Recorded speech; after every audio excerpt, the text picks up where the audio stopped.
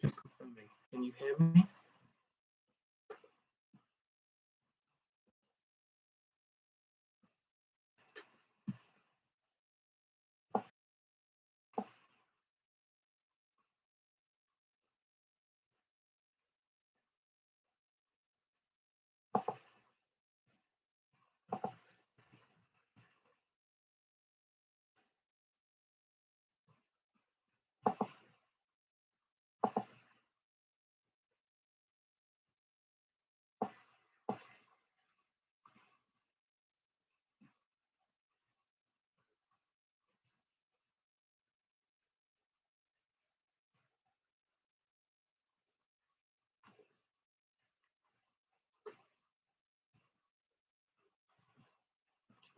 Hello there, can you hear me speaking?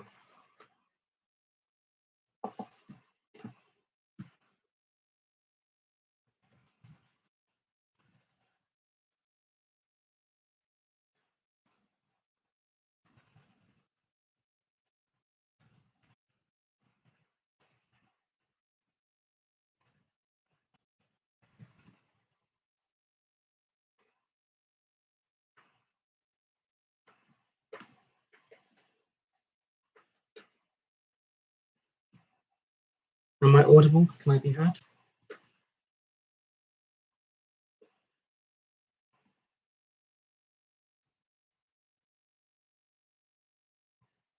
Okay, let me try disconnecting my mic.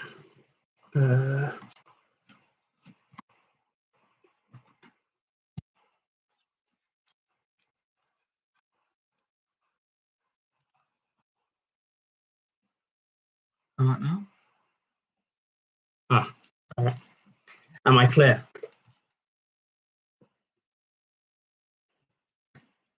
Clear, muffled, loud, low, quiet?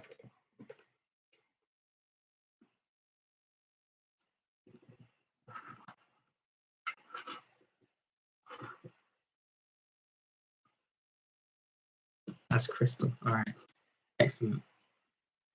So welcome everyone to my first live stream. Thanks for all your support.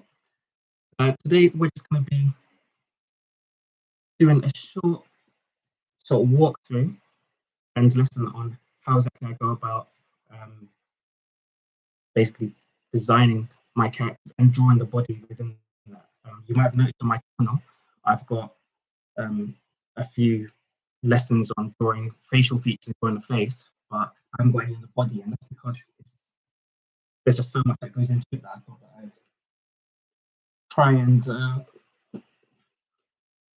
show you the process in one go. So what we're aiming for is for something that looks a bit like the stuff that I normally do like in my sketchbook. So stuff sort of like this, which eventually ends up making its way to my comics, or back when I used to do concept art for indie game studios, it was the sort of stuff that end up in the game development pipeline. All right, so we'll start off. Hi YK2K, good to see you. Hope you're doing well during this this lockdown. So, should we start with the girl or boy? I'll leave that to you guys. Are we going female or male for this first character that we're doing? Hopefully we'll have time to do it for you. Female or male?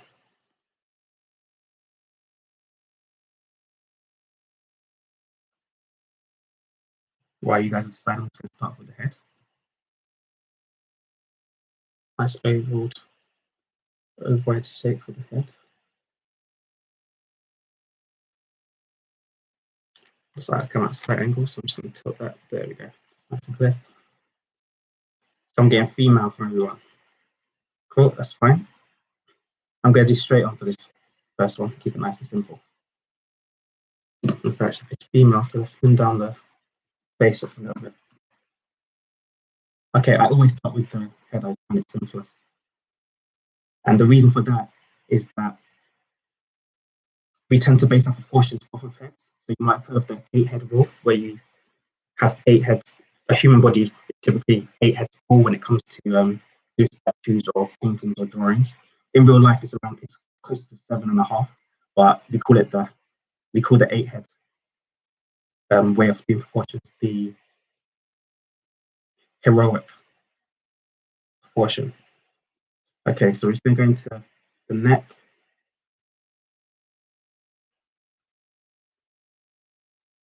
And the collarbone right there. Okay, I'm going to put on the clothes later on. For now, I'm going to get the general silhouette of the person. Okay, any suggestions for what this person might be? Are we looking at an average everyday person, someone from a fantasy world, a miner, a warrior? What are we sort of looking at?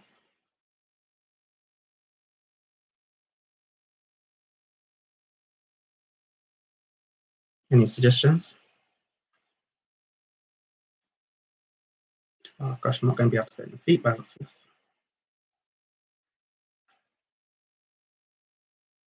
Cyborg. That's going to be tough. Okay, I'll see what I can do. Cyborg it is. Warrior? We'll go for a warrior cyborg then. Any other suggestions? As you can see, I'm just blocking in the general shape of the body. This might change a lot. She might get a lot thinner, might get a bit bigger. Be nice. Because it's warrior, we're going to need to go with pretty strong features in terms of muscles.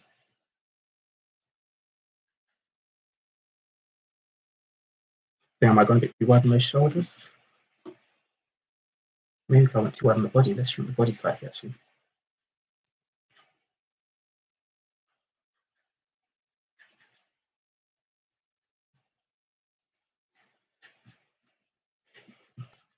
Okay, normally with men, we would go for that sort of more Superman shape where we go in like that from the shoulders and down. With women, especially in illustration like this and design, where you want to make it really obvious and use cues that people will easily understand, we tend to emphasize a thinner waist around here, especially with warriors, and then go a bit bigger on the sides. Of course, when this in this new age where we're getting better representation, also where we can get more realistic people within games, within movies, animated movies and stuff like that, we will see more variation. So getting those realistic body shapes is actually very useful now.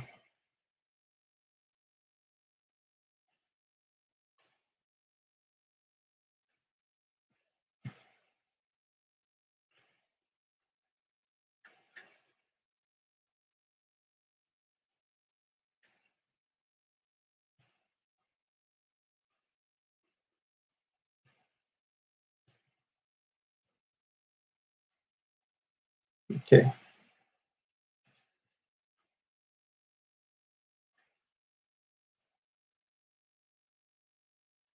feel like I'm rushing a bit. Let's slow it down, take it a bit easier.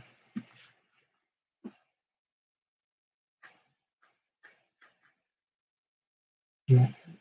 There we go. I always like to emphasize this muscle here in the forearm. It's a very major for showing where the bicep connects and where that joint, that elbow joint is. Okay. So one thing that you always want to put in, and which actually looks quite different on people and very different from artist to artist, is your triceps and your biceps, especially with muscly people. You want to make those show.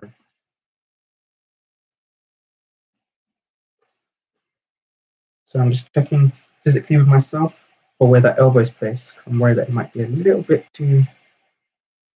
Nope, this should be fine. This schedule was a little bit too high at first. Okay, I'll finish with the hands later. Now let's just try and get in the general shape. I'm sure you do have that muscle. It's just hidden beneath your skin and your other outer layers. what we do in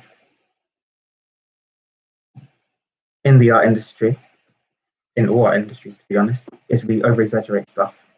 We use our artistic license to make sure that you're clear of what things are. You're clear that someone's strong. You're clear that someone, back in the older paintings, clear that someone is wealthy or attractive. Back then, they would overemphasize how much weight someone had, especially with women. So they'd have rows of flab,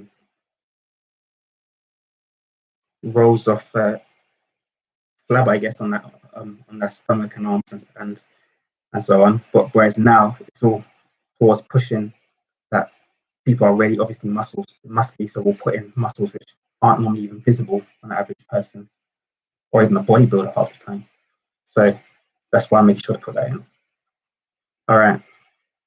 So we got that general shape. I'm going to leave the bottom half for today. Oops, we're tilting slightly. Just go back that way and shift the light. Okay. So now let's go about getting in some of these design parts. Cyborg. So we're looking futuristic. So we're looking for really clean shapes, nothing too frilly. And because the cyborg, we're also looking at some mechanical parts as well. So let's start with the face first. I'm going to keep in the eyes, halfway down the head.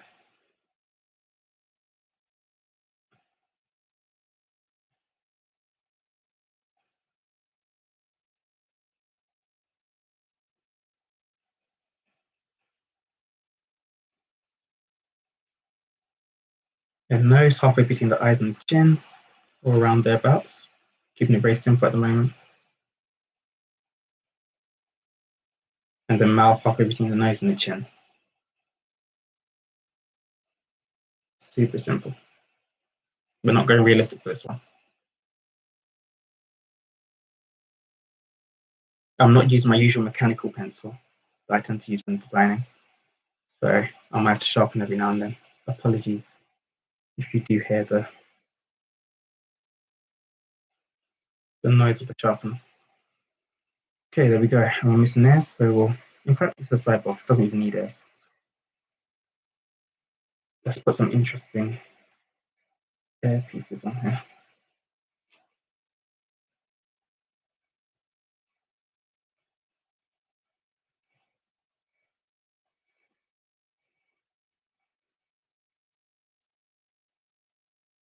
So we'll go with pipes. Could be linking the brain to a battery pack or something like that on the back, or a processing unit.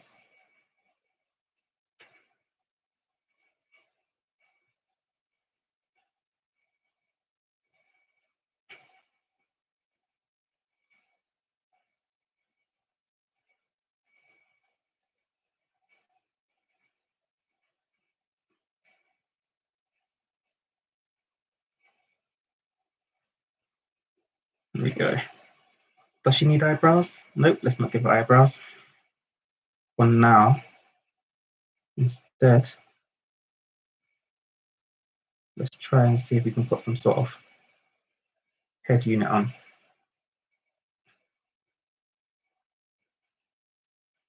And these will sort of give us the visual language of an eyebrow, but at the same time make her look slightly non-human.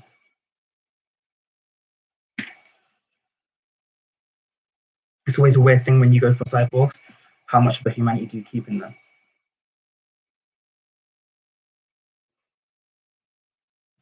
Do you go for the typical sort of, there's just enough human to keep them looking cool and attractive, and still very human, or will you go for the route where they look sort of grotesque and like they've lost all humanity? Let's go for a modern-ish hairstyle.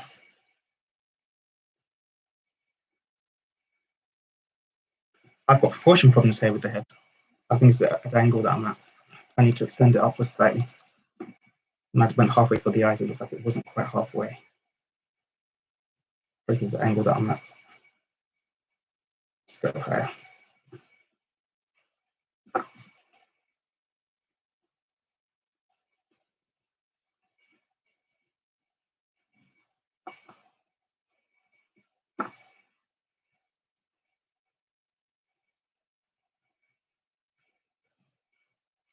Okay, let's break up these larger shapes with smaller intricate details. Plain space is never all that visually attractive on a design.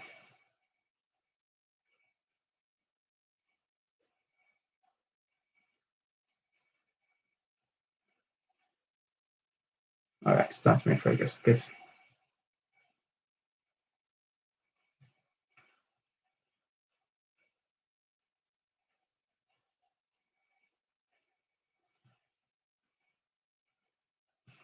Okay.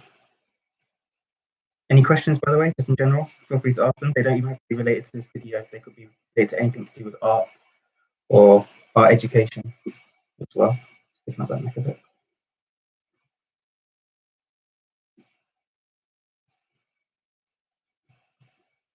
That's like putting that under neck shadow on the throat, like so.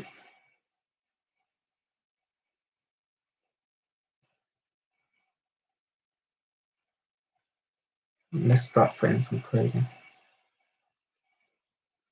And as a cyborg, I think actually should be missing some part of her as well. Let's go for the arm.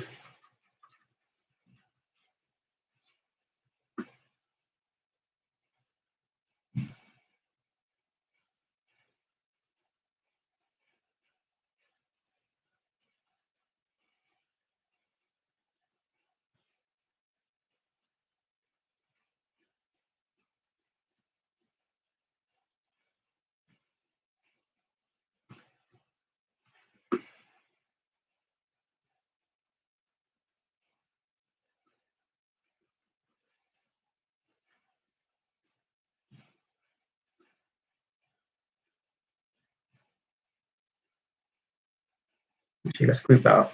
We're going to groupings. Muscles tend to come in strands, so it makes sense that this won't just be one individual muscle, especially considering that's the bicep too.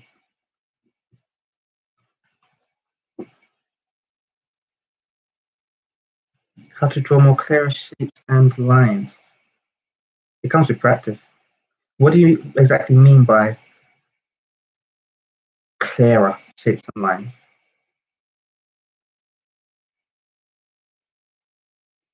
If you just clarify it slightly, I might be able to give a more definitive answer than practice, than just practice.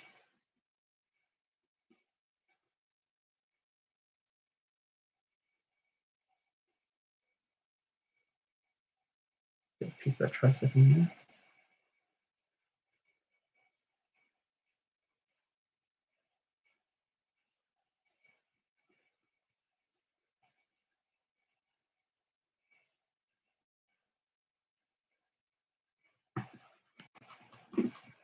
The warrior she might belong to some sort of group, so let's see if we can put a badger sigil here.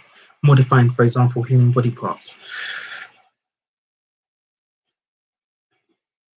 Then honestly, it is practice. You need to start drawing or referencing anatomy, especially when you draw. Like right now, I'm doing it off the top of my head, but it's after having spent a lot of time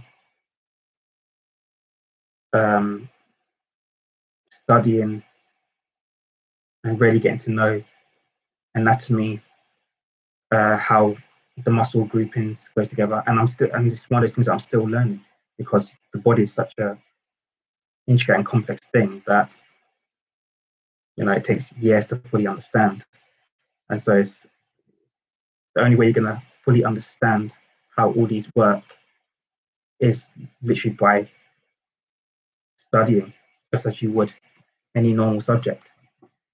So get that anatomy book out, get those resources, find those reference images, and just use those to draw from and to understand. there's a lot of really good resources out there online, in the libraries, in stores, and they're free. A lot of free. I mean, for mine personally, I of course use my mum and my brother both worked for the NHS or still do. So they were healthcare professionals, which means that they had to study the body. So I had the books here already, but there's nothing stopping you from finding those resources online.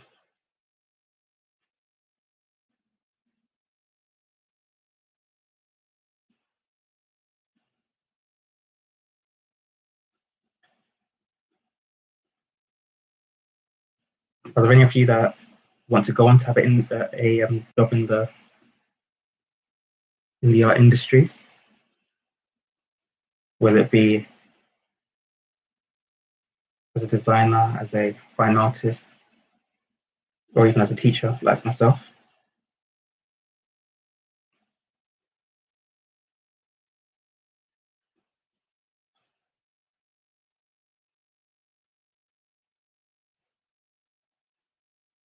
Architects, very cool.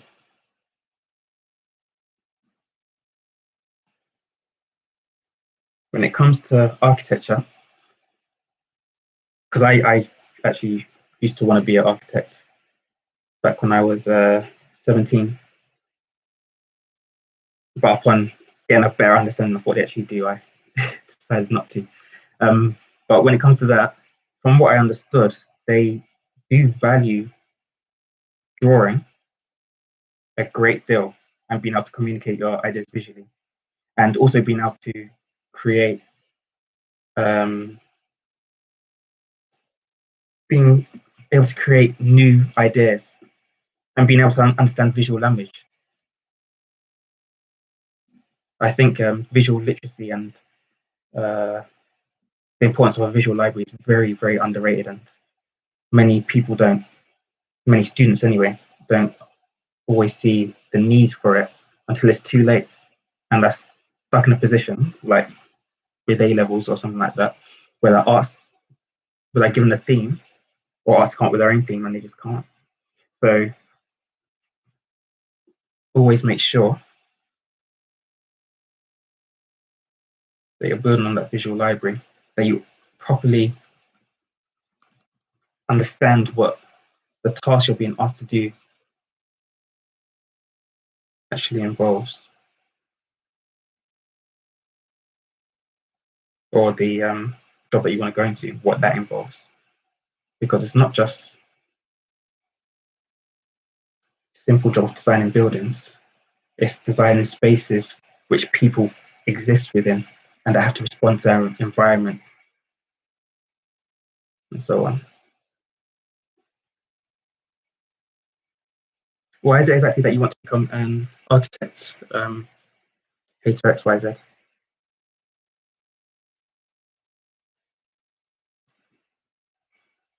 So we've got this panel right here. Let's try and make it look a bit more like it's a gadget and not just a piece of armor. We want functional and cool.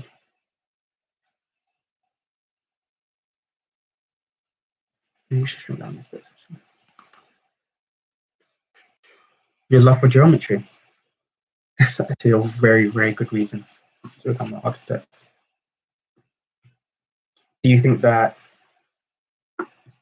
geometric shapes, because they are very in at the moment, after all, we're in a very functional modernist period at the moment where everything's very sharp. If you look at the buildings going up, or around London anyway, and from what I've seen from a lot of other countries, everything looks very, very geometric.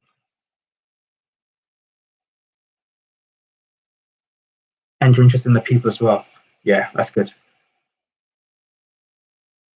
That's one thing that can sometimes be difficult for artists, thinking not just of themselves and their vision, but of the people who actually are receiving the on the receiving end of what they're creating.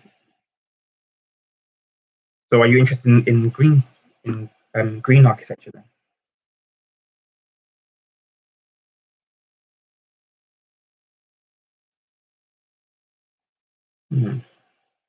Let's just get some really cool design elements here, some lines. I'm quite liking this design. Let's make this section darker color.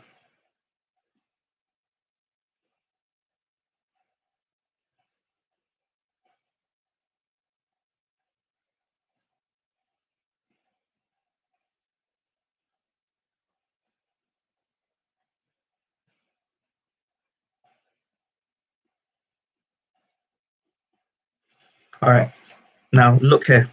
You see this? We've got an issue here. The neck doesn't match the actual overall proportion of the body. Is too thin. For someone that's sort of this strong in the arm department and has a hip that size, that neck would not hold. It just doesn't work. It doesn't work. So we need to thicken that up a bit. I remember Shambi 9877 mentioned earlier about muscle and broader shoulders. Yeah, it comes with it. It should come with a broad neck as well. So we'll just get that in there. Good. All right, which means I might actually have to modify that slightly. Like that. And there we go.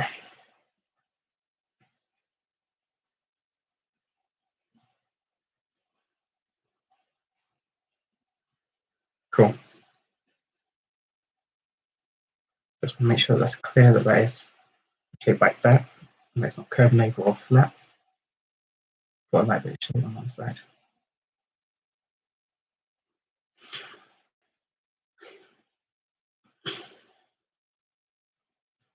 Thank you, Hater XYZ. I'll pass that on to them.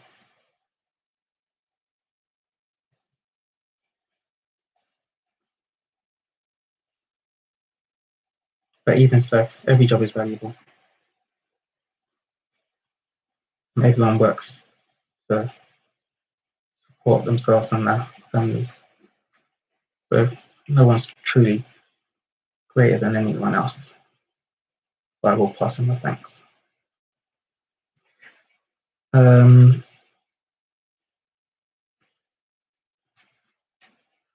Let's see what we can do around here. How heavy armored are we going to make her? Let's really armor her up.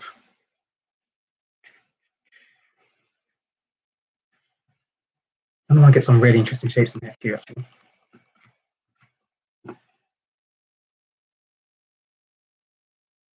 With design, you want to keep the same sort of visual language throughout. So I've got this circle thing going here, and I've got this sort of angular bit here, which goes well with that. And we've got these lines here, which go well with this. So we want to keep that sort of flowing throughout. So these bits will go together, and these bits go together. So it's all one visual language. So if I was to go in and start putting in really cursive, fantasy-looking stuff, it would clash. It would clash. So we want to keep it within a similar visual language because that's just how design works, logically speaking. So I'm going to try and sort of mirror this effect, but on a human arm on this side to see if it works. It might not work, or it might. Let's tilt that back a bit more.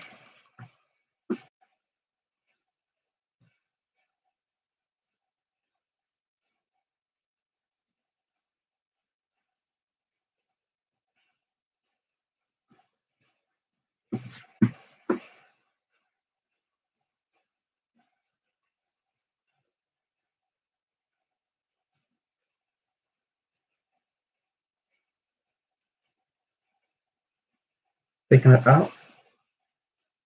One thing that people often forget is that we wear clothes. The clothes are not connected to us.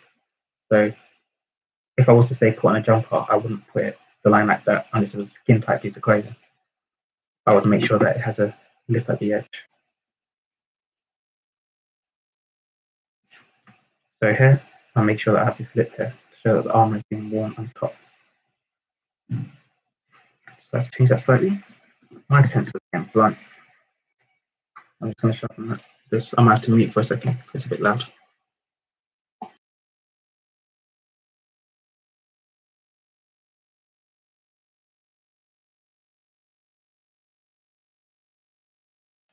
There we go.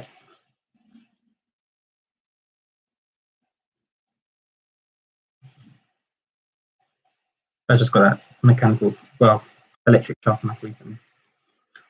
After years of sharpening manually or using mechanical pencils. And now my life has changed forever.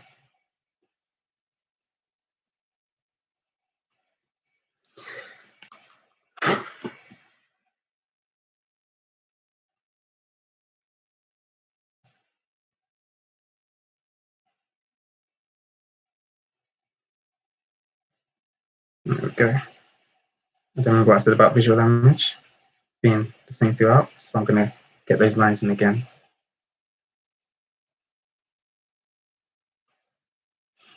Now, if this was a design sheet for,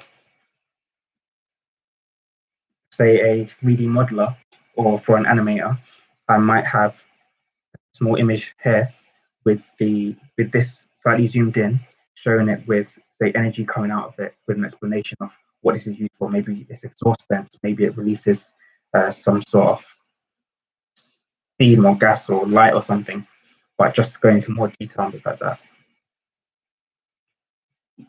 I might do that for myself as well for reference if this was going on to be a comic character. This tends to be how my comic characters start. This is a regular HP. This is a regular HP.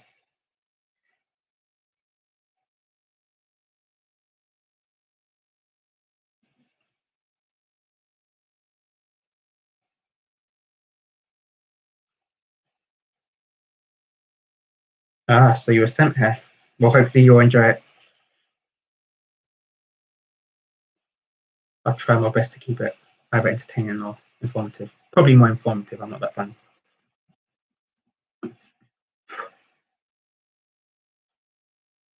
Any more questions?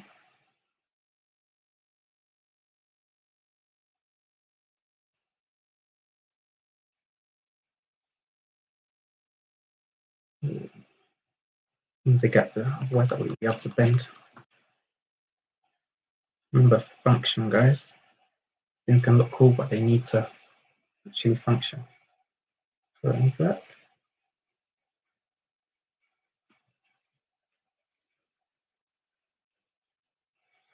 All right. So now we're getting a little bit low. Oh, these parts really need some.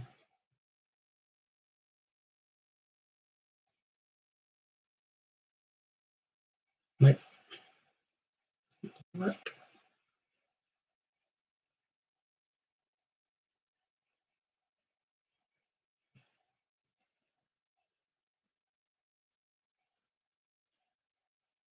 How to shape properly.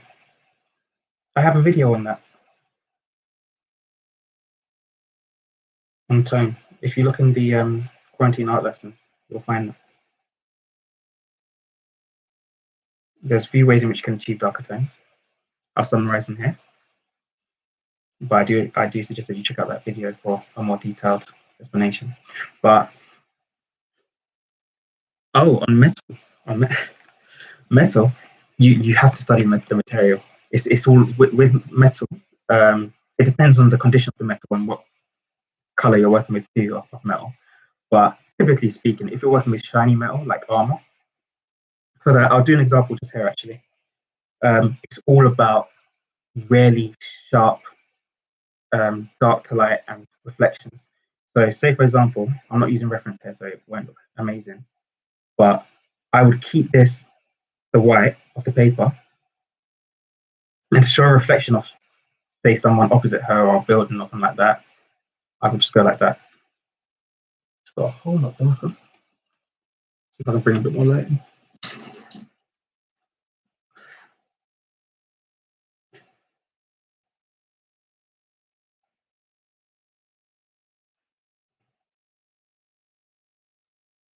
So it's really typically clean, sharp shapes and it tends to be quite high contrast as well on metal.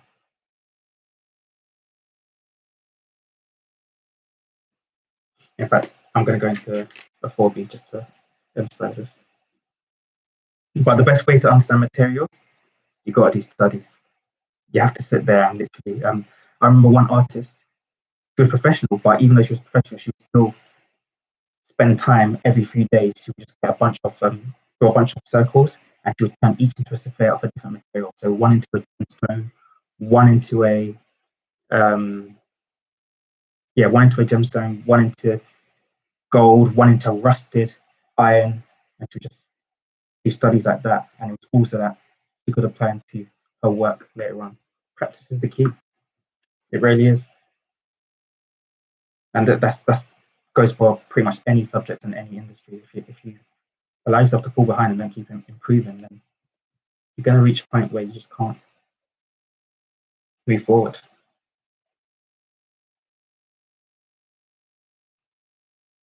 Okay, does that answer your question, Hater XYZ?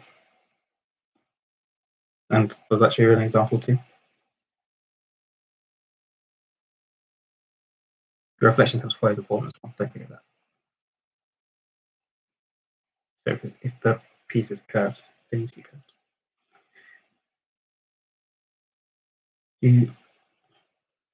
Good. I did answer it. Okay, let's keep going.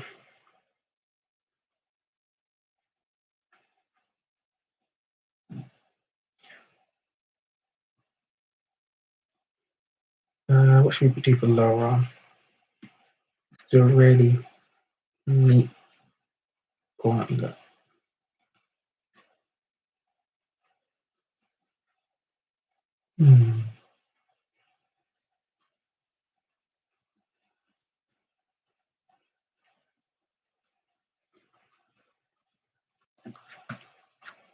Just getting this slightly.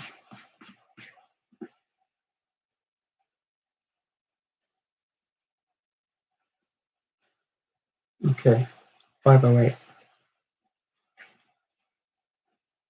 I'm going to try and keep going for about 10 more minutes just to get this to a stage which I'm happy with. And then we'll finish up. So in this, once again, thinking of this imagery, I'm going to try and get it in here.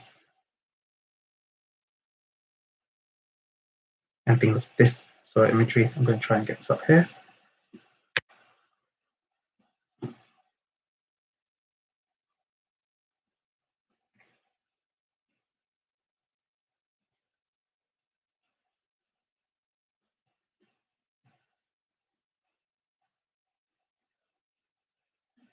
I'm actually going to have this bulge out a bit. And I'm going to allow the lines in it to show the curve of the form. Why am I still using a 4B? Change back to a HB. Okay.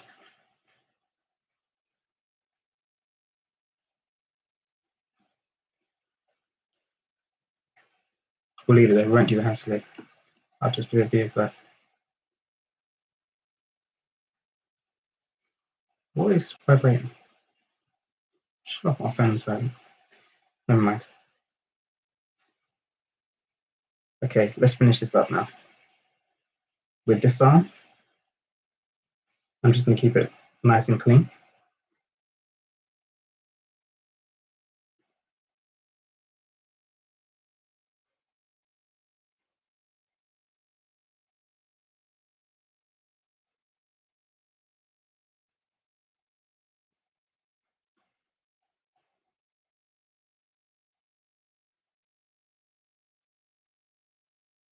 Okay, two pieces of the machinery fits together. And once again, not going to hands today, so we'll leave those for now. And then here,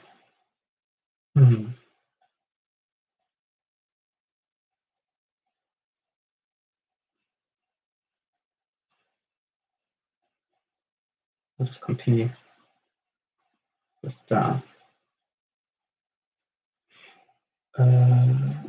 That some up there should be dark as well.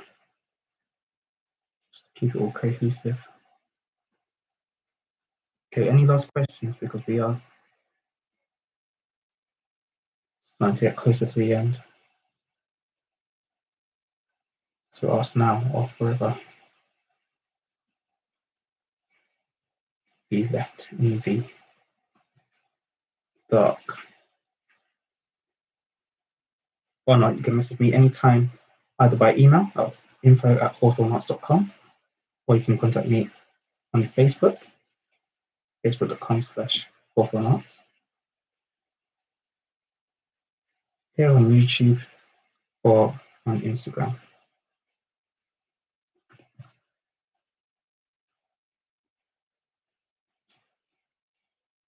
And I will answer as quickly as I can, usually within about 12 hours. Longest. Tends to be a lot quicker than that. Oh, when joining a superhero, go on, carry on.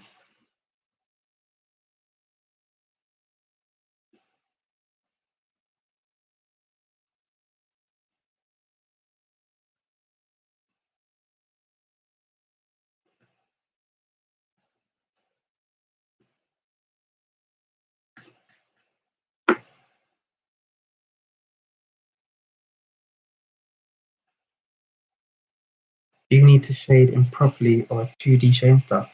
Depends on what you're drawing the superhero for. If you're drawing it for, say, Marvel, they have a very, very specific style in most cases, Marvel and DC. And to be honest, even now, it is going to change a lot more. So it's not even one size fits all for that either. So really what I would say is learn a variety of different styles of shading and show that you can do the superheroes in all those different styles, and you'll be fine. There is no one size fits all. I mean, in the independent comic industry, which is on the rise, which is part of what I'm part of, my own comics, we do whatever style we want. I've seen ones, I've seen superheroes done with no shade, and I've seen ones done hyper realistically, where each comic page looks like a painting. So it's really up to you. But if you want to work for Marvel and DC and work on Superman, Batman, stuff like that, then study those artists and the different types of shading used there, because there literally is no one rule.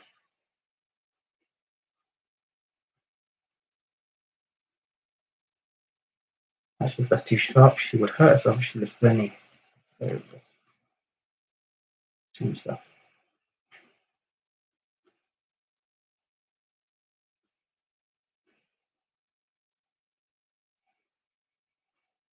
Okay.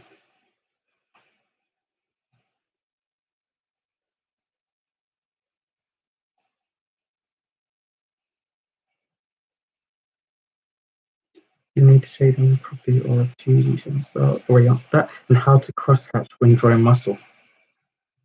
Okay, I actually don't have any muscles on here to share that with. So that will have to be another video. But cross hatching, remember with cross hatching, the closer together they are, the darker it is. The further apart they are, and the lighter you press, the lighter it is. That's all it is. So you just got to mess around with that. I know with shading in comics in the traditional way, it tends to be that they'll do the dark, solid black bits with the ink, and then they'll slowly cross hatch as they come out until they get to lighter parts. And can I show an example? That's the closest you're going to get in this piece, unfortunately, because the time is almost up. I would have loved to have stayed longer, but I'm actually currently wearing late foot and impromptu meeting. I only found out about yesterday, so I'm going to cut it short.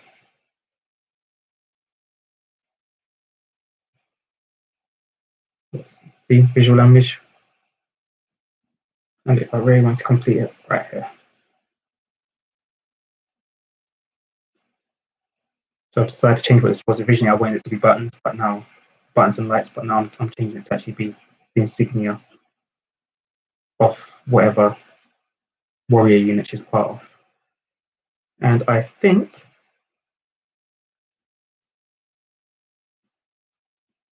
we will leave it there. I will answer this last question. What artwork do I prefer, Marvel or DC? And the question is neither. Reason being is a lot of the artists that work on Marvel also work for DC. So it's freelance. They work for whoever's paying them at the time. All right. So there's no distinct, there's no distinct style for either. It also depends on which characters they're doing. So for really dark characters or very dark arcs for a character, so say for example, the Black Panther, the Black Panther series from recent times, from about 2015, the Ta-Nehisi Coates one, that was very, very dark. It had a lot of pure black, and it's because it was a really, really dark time in the Black Panther's history. That story was a really, really dark thing. His country was turning on him. Whereas if you go to Marvel again and you look at a different superhero like Miss Marvel, look how bright and like that is, because she's a bright and scary superhero. So it all depends on what you're working on and who's working on it and who the superhero is and the tone that they want for it. So it varies. Hopefully that sort of answers your question, even though I didn't really answer it. But thank you for coming, everyone. Thanks for supporting this first live stream. Please feel free to subscribe if you haven't already and share with your friends. I will upload this tomorrow or immediately. I'm not sure exactly how the uploading works afterwards, so you can watch it again if you want. And of course, if you are going to be watching it, you might want to just speed it up so you can watch it at 2 times the speed so that you can get through it a bit faster because you've heard me speaking. So that's all. Thank you again. Hopefully we can do this another time very soon, hopefully. And goodbye. Thank you very much, Shanti. Thank you. And you're awesome for supporting me. Thank you for that. All right, see you, everyone.